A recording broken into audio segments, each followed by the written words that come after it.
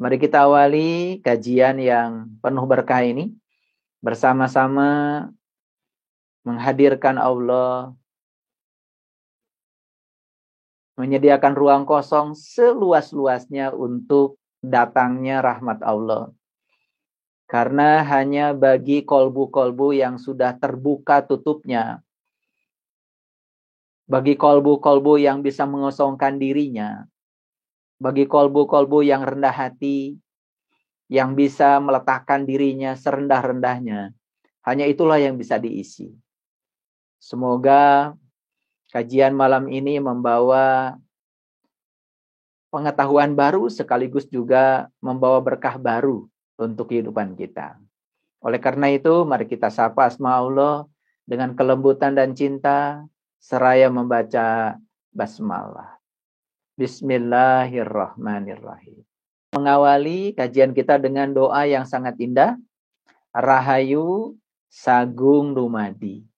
Semoga seluruh makhluk hidup berbahagia. Karena memang tugas kita itu dua. Yang satu, tugas pertama adalah berusaha semampu kita agar semua makhluk hidup berbahagia. Dan yang kedua, berusaha semampu kita agar tidak ada makhluk hidup yang menderita. Tentu saja kalau berbicara makhluk hidup bukan sekedar manusia. Di dalamnya ada tumbuhan, di dalamnya juga ada hewan. Tentu saja para sahabat sepakat dengan saya kalau ditanya, apakah semua makhluk hidup ingin bahagia? Pasti jawabannya iya kan? Apakah semua makhluk hidup ingin terbebas dari penderitaan? Jawabannya iya kan? Setuju ya? Jadi kita ini, manusia itu makhluk hidup. Kalau ditanya apakah semua manusia ingin bahagia? Jawabannya iya kan? Apakah manusia semuanya ingin terbebas dari penderitaan? Jawabannya iya kan? Sekarang kita bergeser pada hewan. Apakah hewan-hewan itu ingin bahagia? Jawabannya iya kan? Apakah hewan-hewan itu ingin terbebas dari penderitaan? Jawabannya iya kan? Sekarang kita bergeser kepada tumbuh-tumbuhan. Apakah tumbuh-tumbuhan ingin bahagia? Pasti jawabannya iya kan? Apakah tumbuh-tumbuhan tidak mau menderita? Jawabannya juga pasti iya kan? Pokoknya semua makhluk di semesta ini cuma dua. Satu ingin bahagia, yang kedua tidak mau menderita. Bersyukurlah sahabat-sahabat yang dalam kehidupannya sudah punya kesadaran. Ingin selalu membuat semua makhluk hidup berbahagia. Dan ingin menghindarkan semua makhluk hidup agar tidak menderita. Bersyukur ya. Pertanyaan yang sederhana bagi kita semua. Apakah kita sudah bisa membahagiakan semua makhluk hidup? Baik yang kelihatan maupun yang tidak kelihatan. Apakah kita sudah bisa mencegah diri agar makhluk hidup tidak menderita? Baik yang kelihatan maupun yang tidak kelihatan. Oleh karena itu, pasti ya setiap hari kita ini berhubungan dengan makhluk hidup, bukan? Ayo, kita pasti makan kan? Yang kita makan itu pasti makhluk hidup dan tanaman. Betul nggak? Sebetulnya mereka itu ingin bahagia ya. Tidak mau mati. Tidak mau dimakan oleh kita. Sebetulnya diizinkan sih oleh Allah sepanjang tidak melampaui batas. Nanti kita akan lihat ayat-ayatnya. Sepanjang tidak melampaui batas itu diizinkan. Itu ada batasannya ya. Ada batasannya. Tapi kalau sudah keserakahan, ketamakan yang berbicara, tentu saja berikutnya kita harus bertanggung jawab terhadap semua karma yang diciptakan oleh kita sendiri. Karena semua rasa sakit yang kita timbulkan pada makhluk hidup akan kembali kepada kita sendiri. Semua rasa sakit yang pernah kita lakukan pada semua makhluk hidup tentu saja akan kembali pada kita sendiri. Karena sebagaimana dinyatakan dalam banyak ayat dalam Al-Qur'an, apapun yang kita lakukan, kebaikan sebesar biji sawi pasti akan kembali kepada kita. Apapun keburukan, walaupun sebesar biji sawi akan kembali kepada kita. Mari kita sadari semua ini ya. Dan mohon kajian malam ini jangan ditelan mentah-mentah. Bagusnya dikunyah-kunyah biar tidak kesedak ya. Kalau ditelan mentah-mentah nanti jadi kesedak. Kaget ya. Coba kalau kita ya memasukkan makanan ke mulut belum dikunyah langsung ditelan kan pasti kesedak ya. Pasti kesedak. Di samping itu juga lambung kita akan menolak. Oleh karena itu apa yang saya sampaikan malam ini dikunyah-kunyah. Kalau sudah siap untuk ditelan, baru ditelan. Ya, jangan ditelan langsung. Saya akan mulai dari Quran surat Al-Baqarah ayat 173. Bismillahirrahmanirrahim. Semoga Allah membukakan pintu pemahaman kita. Innama sesungguhnya harrama. Ya, diharamkan alaikum kepada kamu yang pertama maitatu. Maitatu itu bahasa Indonesianya mayit. Tahu mayit ya? Makhluk hidup yang sudah tidak bernyawa. Ada nggak di antara para sahabat yang ada di ruangan ini ya suka memakan makhluk hidup dalam keadaan masih bernyawa? Ada? Jadi kalau makan ikan berarti bernyawa atau tidak? Jadi kalau begitu ya, yang disebut dengan mayat itu makhluk hidup yang tidak bernyawa. Padahal setiap hari kita makan, pasti dong ya sudah tidak bernyawa lagi. Setuju? Jadi kalau begitu yang kita makan setiap hari itu halal atau haram? Nah, jadi kalau pengertian maitatu di sini itu adalah binatang yang tidak bernyawa, berarti selama ini kita makan makanan yang haram dong. Setuju? Kalau begitu kita harus berhenti makan berarti ya. Atau makan yang hidup-hidup. Oke, ulangi lagi. Nah, kalau ya yang diharamkan ini adalah binatang yang tidak bernyawa, berarti semua binatang itu harus dimakan hidup-hidup atau tidak makan sama sekali. Setuju nggak dengan saya? Jadi kalau begitu, apa sih yang pengertian mayat itu? Nah, karena ini ngaji hakikat, maka saya akan menjelaskan hakikatnya. Kan kenyataan tiap hari kita itu makan makhluk hidup yang sudah tidak bernyawa, bukan? Walaupun makan sashimi, tetap aja kan mati dulu, cuman nggak digoreng kan gitu. Yang namanya salmon mentah-mentah itu boleh dimakan, tapi tetap aja kan nggak ada yang tega makan hidup-hidup. Setuju nggak ya? Betul ya? Nah, coba perhatikan. Jadi kalau begitu maitatu di sini itu lebih condong ke syariat atau hakikat kira-kira? Ini lebih condong ke urusan hakikat. Jadi kalau begitu pemahaman kita harus ditingkatkan, ya. Tahu mayat? Jadi mayat itu sesungguhnya adalah ya secara hakikat bukan makhluk hidup yang tidak bernyawa. Hidup tetapi tidak hidup. Atau hidup alias mati. Apa yang mati? Yang matinya itu adalah kesadarannya. Pertanyaan saya, banyak gak manusia ini hidup tetapi tidak berkesadaran? Banyak? Banyak ya. Dia itu makan gak sadar makan. Melihat gak sadar melihat. Bicara gak sadar bicara. Mendengar tidak sadar mendengar. Banyak saya bertanya kepada orang-orang, kenapa Anda bisa melihat saya?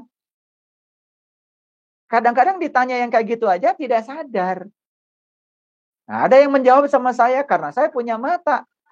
Nah, bukankah orang mati juga punya mata? Tapi orang mati kan bisa lihat walaupun punya mata. Sebetulnya jawaban sadarnya itu, kenapa Anda bisa melihat saya? Karena Anda masih hidup, bukan? Betul nggak? Ya. Kenapa Anda bisa melihat saya? Karena Anda masih hidup. Kenapa Anda bisa mendengar saya? Karena Anda masih hidup. Kenapa Anda bisa bicara? Karena Anda masih hidup. Karena punya mata, punya telinga, punya mulut. Kalau tidak ada hidup, ya semua itu tidak berfungsi. Paham ya maksud saya ya? Nah, jadi secara hakikat, maitatu itu sebetulnya adalah ya menceritakan tentang kondisi manusia yang kelihatan hidup tetapi kesadarannya mati. Itu sebetulnya yang haram. Bisa nangkap ya? Bisa nangkap. Nah, sekarang bisa nggak mengilustrasikan orang yang hidup tetapi kesadarannya mati? Kan sebetulnya seperti robot, ya, seperti robot, sibuk tetapi tidak sadar. Bukankah selama ini banyak sekali manusia yang sibuk tetapi tidak sadar? Sadar nggak? Sekarang kita sedang bernafas.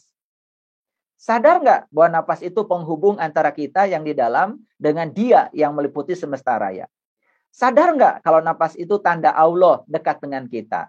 Sadar nggak bahwa nafas itu tanda Allah bersama kita? Kan banyak yang tidak sadar. Oke, sampai sini bisa mengerti ya. Yang kedua, perhatikan ya. Yang kedua, yang diharamkan itu adalah wadama. Dama itu adalah darah. Sekarang saya nanya Bapak Ibu. Jawab dengan jujur ya.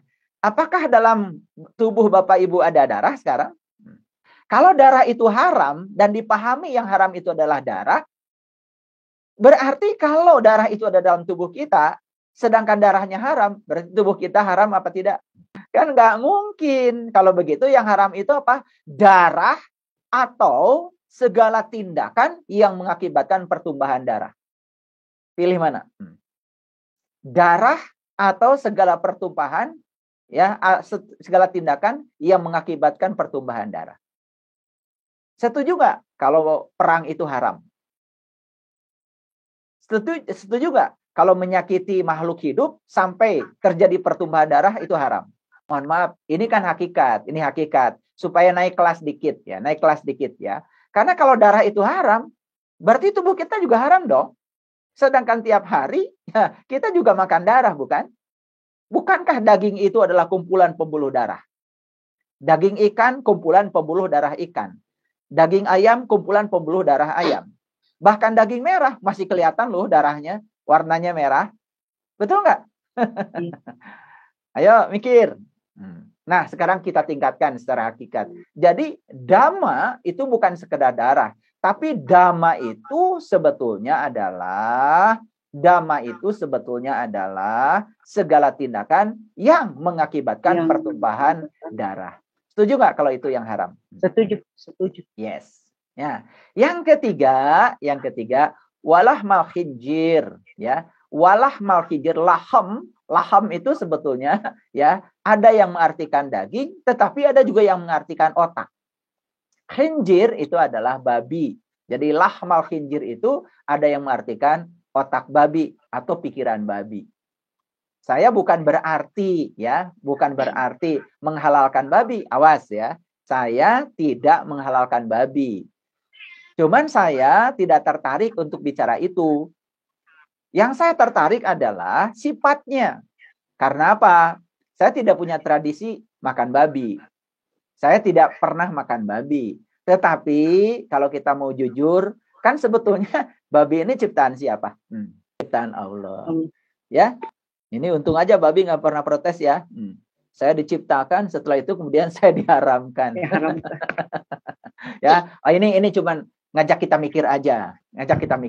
Jadi ya tentu saja yang umat Islam tidak punya tradisi makan babi, ya, gitu.